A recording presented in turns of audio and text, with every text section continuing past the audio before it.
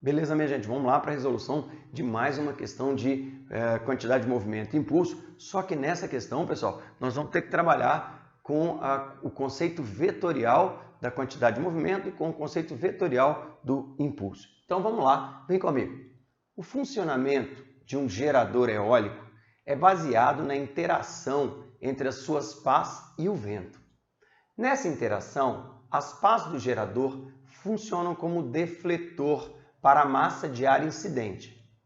Durante a interação, o vetor quantidade de movimento do ar incidente, Q inicial, tem a orientação alterada por uma quantidade de movimento do ar refletido, Q final, pela presença das pás, conforme mostra a figura abaixo. Então, pessoal, ele colocou o ar que incide, a quantidade de movimento do ar que incide, é o Q inicial, e a quantidade de movimento do ar que saiu da pá, do ar refletido. Então, seria a quantidade de movimento inicial e a quantidade de movimento final. Ele deu esse desenho, tá?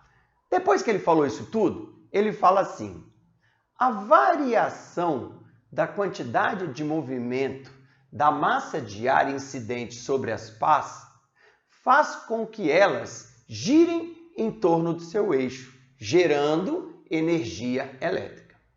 Tal variação da quantidade de movimento é expressa por ΔQ igual a Q final menos Q inicial.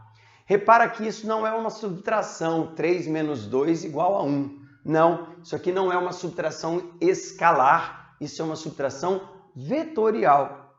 Então, para que eu ache qual será o vetor variação da quantidade de movimento, para eu descobrir qual é o vetor variação da quantidade de movimento, eu preciso fazer a subtração entre o Q final e o Q inicial.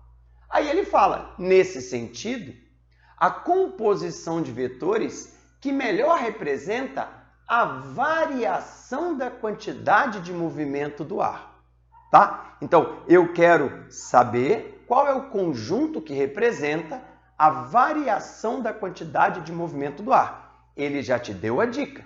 A quantidade de movimento, a variação da quantidade de movimento do ar será Q final menos Q inicial, uma subtração vetorial. Bom, como é que a gente faz isso, pessoal? O que está escrito aqui é isso aqui, ΔQ, Q final menos Q inicial. Como é que eu faço uma subtração de vetores? Eu faço uma soma com o vetor oposto. Como assim, professor? Eu faço uma soma de QF com menos QI. Então, se eu fizer uma soma entre QF e menos QI, na verdade eu estou fazendo uma subtração vetorial. Eu vou disfarçar minha subtração de soma. Mas como é que acha o vetor menos QI? O vetor menos QI, ele tem o mesmo módulo, a mesma direção e o sentido oposto a QI. Então, olha só o que eu vou propor a você. Eu desenhei o vetor QF. Tá? E aí, pessoal, pela chamada regra do polígono, eu tenho que, para somar outro vetor, eu tenho que botar o rabinho do próximo na pontinha desse.